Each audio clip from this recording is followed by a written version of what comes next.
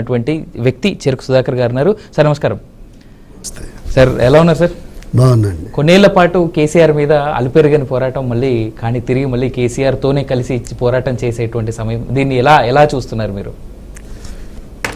రాజకీయాల్లో main stream రాజకీయాలు వచ్చేప్పుడు నేను 1997లో తెలంగాణ మహాసభ ఆవిర్భావ కన్వీనర్ని. 97లో రాజకీయ పరిస్థితి మీకు తెలుసు. ఎవరున్నారు అప్పుడు? చంద్రబాబు నాయుడు గారు సీఎంగా ఉన్నారు. 97లో తెలంగాణ పేరు చెప్పితే అసలు మాట్లాడకూడదు, అసెంబ్లీలో చర్చ జరుగుతున్నది. జై తెలంగాణ ఉద్యమం రోడ్ల మీద జరుగుతూ ఉంటే మనుషులు మాయమయ్యే వాతావరణం. ఆ పరిస్థితుల్లో ఒక దుస్సాహసానికి ఒడిగట్టి తెలంగాణ ఉద్యమాన్ని భుజాన వేసుకొని మొట్టమొదటిసారిగా తెలంగాణ ప్రజాక్షేత్రంలో 1000 మంది ప్రజల్ని కదిలించిన చరిత్ర తెలంగాణ మహాసభది. అది సూర్యాపేటలో ఆగస్టు 11, 1997లో జరిగింది. రైట్. సో 97లో జరిగిన తర్వాత నేను టీఆర్ఎస్లో 2003లో జాయిన్ అయ్యేంత వరకు కంటిన్యూస్గా నేను మహాసభ కన్వీనర్గా ఉన్నా.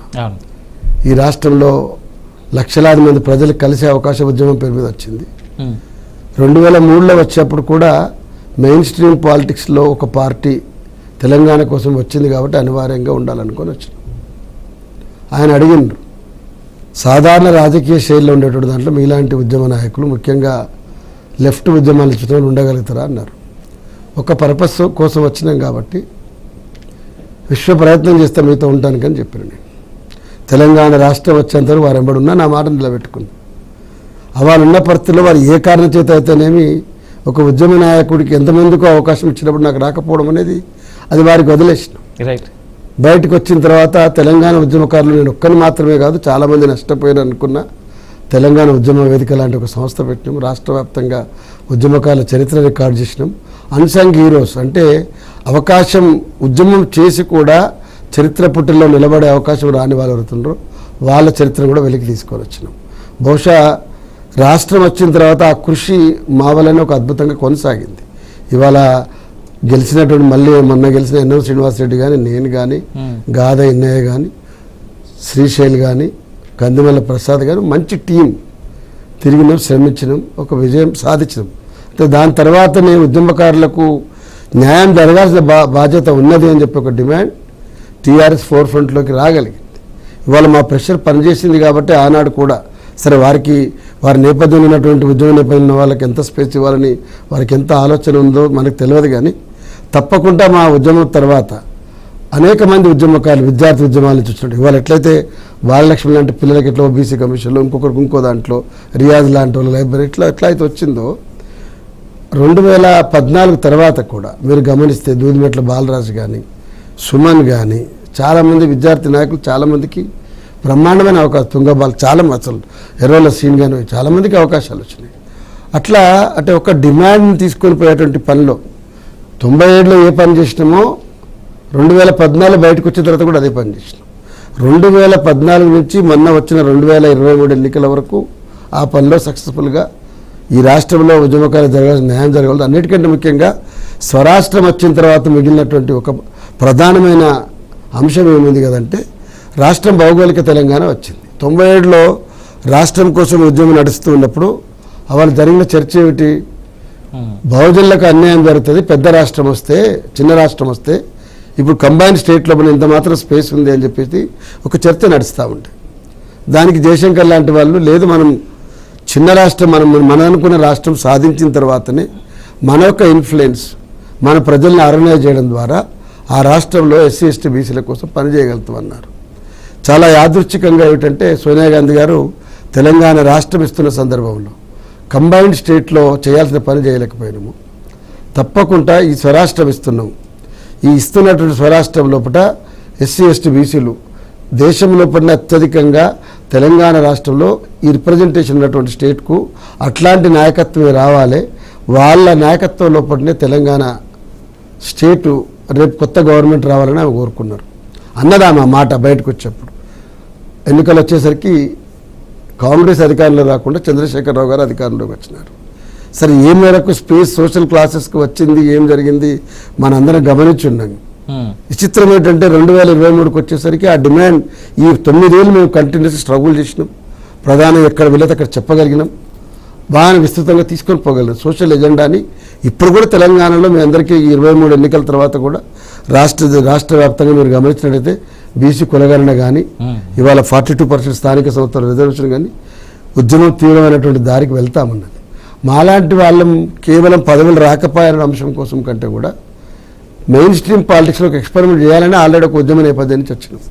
తప్పకుండా ఎక్స్పెరిమెంట్ చేస్తాం. నేనేమి చాలామంది అయ్యో మళ్ళీ సార్ వచ్చి మళ్ళీ అవకాశం కోల్పోయారు కదా, అధికారం వచ్చిన సందర్భంలో బయటకు వెళ్ళారు కదా అని. అట్లా నాకేం లేదు. నాకు సరైనటువంటి స్పేస్ దొరికిందని అనుకుంటున్నా. పని చేయడానికి సంపూర్ణమైన అవకాశం ఉంది. ఏ పని అయితే నేను చేస్తానని చెప్పి వాళ్ళ టీఆర్ఎస్ చేయలేదని చెప్పేసి 10 ఏళ్ళు కొట్లాడినో, నువ్వు ఏ పని చేస్తానని చెప్పినవో ఆ పని నువ్వు ఎందుకు చేయడం లేదని చెప్పి కాంగ్రెస్తో ఇవాళ నిలదీసే అవకాశం కూడా నాకున్నది. బట్ చెరుకు సుధాకర్ 10 ఏళ్ల పాటు కేసీఆర్ మీద కొట్లాడి కాంగ్రెస్కి దగ్గరగా ఉండి సొంత పార్టీ పెట్టుకొని, చెరుకు సుధాకర్ అంటే కేవలం ఆయన ఒక ఉద్యమకారుడిగానే కాకుండా ఒక డాక్టర్గా కూడా ప్రజల మధ్యలో ఉండి ఎవరి మీద అయితే కొట్లాడిండో పోయి మళ్ళీ ఆయన చెంతనే చేరే కొట్లాడే అంశాలు వాడు కదా తమ్మి. నేనంటున్నా ఆ మాటకు వస్తే కాంగ్రెస్తో ఎందుకు క్లోజ్గున్నాము? సుదీర్ఘమైనటువంటి కాంగ్రెస్ చరిత్రలో ఎన్నో అణచివేతలు చూసినాం, ఎన్నో విశ్వాసఘాతకాలు చూసినాం, 1969లో ఫైరింగ్ చూసినాం. అయినప్పటికీ ఎందుకు పనిచేసినాము అంటే డెమోక్రటిక్ స్పేస్లో ఎవరితో అవకాశం ఉంటే వాళ్ళతో పనిచేయాలి. ఇవాళ డెఫినెట్గా 39 మంది శాసనసభ్యులు తీసుకొని వచ్చేసి తాను ప్రధాన ప్రతిపక్షంగా నిలబడ్డది, చాలా బలంగా నిలబడ్డది. మొత్తం గ్రేటర్ హైదరాబాద్లో అయితే 100% స్వీప్ చేసింది. మీ పవన్ కళ్యాణ్ ఆంధ్రలో ఎట్లయితే ఎన్ని సీట్లు ఇస్తే అట్లా స్వీప్ చేసినారో గ్రేటర్ హైదరాబాద్ పరిధిలో అన్నీ కూడా వాళ్ళు స్వీప్ చేసినారు. సో థింగ్స్ ఎట్లా ఉంటుందంటే ప్రజలు మనం సరిగా పనిచేయలేదనుకోవడం అనుకోవచ్చు, లేదా ఒకసారి మార్చాలనుకోవచ్చు, లేదు స్పష్టమైన అవగాహనతోటి ఇది పద్ధతి కాదు మారాలి పాలకులు అని అనుకోవడం ఒక నినాదం తెలంగాణ సాధారణంగా ధిక్కారం ఉంటుంది కాబట్టి అట్లా కూడా రిజల్ట్ కూడా వచ్చును. వచ్చిన తర్వాత మేము ఇవాళ ప్రతిపక్షంలో ఆ పార్టీ కూర్చొని ఉన్నది.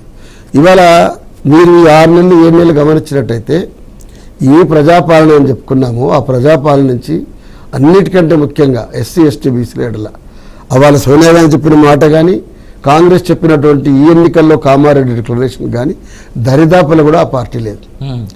మొన్నటి ఎన్నికల్లోపట ఆ పార్టీ కోసం పనిచేసినటువంటి నాయకుల కోసం వాళ్ళు ఏం పని చేయలే, ఆ పార్టీకి వెన్నుదనగా ఉన్న ఎస్సీ ఎస్టీ బీసీలకు కూడా ఏం చేయలే. ఎస్సీ ఎస్టీ బీసీలకు వాళ్ళ పార్టీలో మాత్రమే కాదు, ఇన్ ప్రిన్సిపల్ తెలంగాణలో ఎస్సీ ఎస్టీ బీసీల కోసం చాలా పనులు చేయవలసి ఉన్నది. ఇప్పుడు మీ స్థానిక ఎన్నికల లోపల 42% రిజర్వేషన్ ఉన్నది. వాళ్ళు చెప్పిన మాటనే దేశవ్యాప్తంగా మొన్న జరిగిన పార్లమెంట్ ఎన్నికల్లో కులగణన అనేదాన్ని ప్రధానమైనటువంటి ఎన్నికల అంశంగా యావత్ బీసీ సమాజాన్ని దగ్గర తీసుకొచ్చేటువంటి రీతి లోపల రాహుల్ గాంధీ గారి యొక్క కృషి. కేవలము మీరు ఎక్కడో కన్యాకుమారి నుంచి కాశ్మీర్ జరిగిన పాదయాత్రలో వారు మొహబ్బత్కే దుకాణం ఖోలే నఫరత్కే ఊపర్ లోగో ఖడరే అని చెప్పేసి బీజేపీ పెడితే బోనల్లో పెట్టిండో, అంటే మేము దేశ ప్రజలకు సామరస్యము ప్రేమైనటువంటి దుకాణాన్ని తెరిస్తే విద్వేషమైనటువంటి వ్యవస్థను వాళ్ళు నడుపుతారని చెప్పి వారు అన్నారు కదా. దాని మీద అయినటువంటి ఫోకస్ నుంచి ఎంత రిజల్ట్ వచ్చిందో అంతకంటే ఎన్నికల దగ్గరకు వచ్చేసరికి బీజేపీ రిజర్వేషన్లు వ్యతిరేకం కాబట్టి కులగణన చేయడం లేదన్న దానివల్ల ఎస్సీ ఎస్టీ బీసీల నుంచి ముఖ్యంగా బీసీల నుంచి ఓటు ట్రాన్స్ఫర్ కావడం కాంగ్రెస్కి పెరిగింది. అన్ని రాష్ట్రాల్లో పెరిగింది. తెలంగాణలో అయితే స్పష్టంగా అది కనపడింది. కామారెడ్డిలో వారస్వాయి అని వచ్చి ఇగో 42% ఇట్లా అమలు చేస్తాము, కులగణన వెంటనే చేపడతాము, వచ్చే ఎన్నికల్లో కూడా మీకు మెజారిటీ సీట్లు ఇస్తాము, ఉదయపూర్ డిక్లరేషన్ ఇవన్నీ చెప్పుకున్నారు. చెప్పుకున్న ప్రకారం అంటే జరగలే.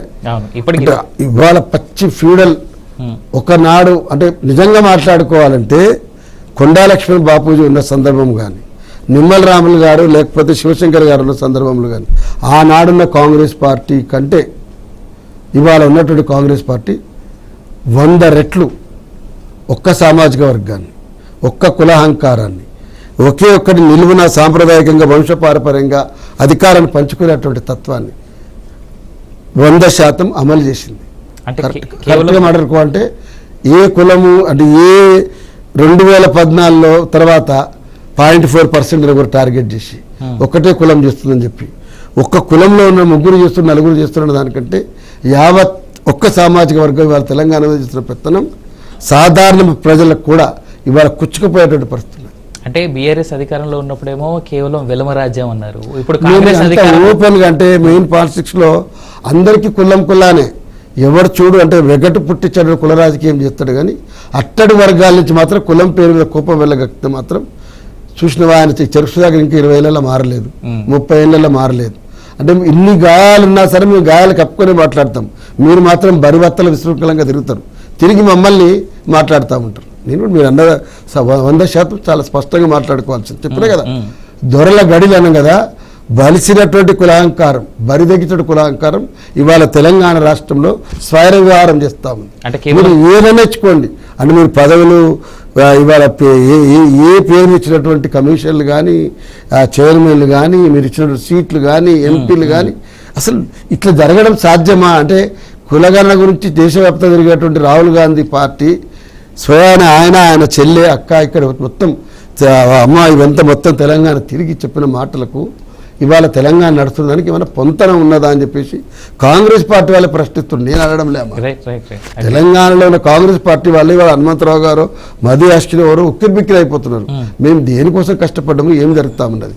ఇవాళ తెలంగాణలో 10 ఏళ్ళు పవర్ లేకపోతే కాంగ్రెస్లో నా ప్రధానమైనటువంటిది యావత్ కాంగ్రెస్ సోదరులందరూ కూడా గుర్తు చేస్తామన్నా.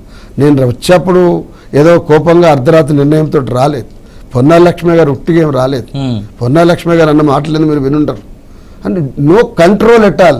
కోమటిరెడ్డి వెంకటరెడ్డి రోడ్డు మీద ఏది పడుతుంది మాట్లాడితే నో కంట్రోల్, రేవంత్ రెడ్డి పొన్నాలక్ష్మి మాట్లాడితే నో కంట్రోల్, ఇంకోరితో మాట్లాడితే నో కంట్రోల్, ఎవరు ఏం కంట్రోల్ లేదు.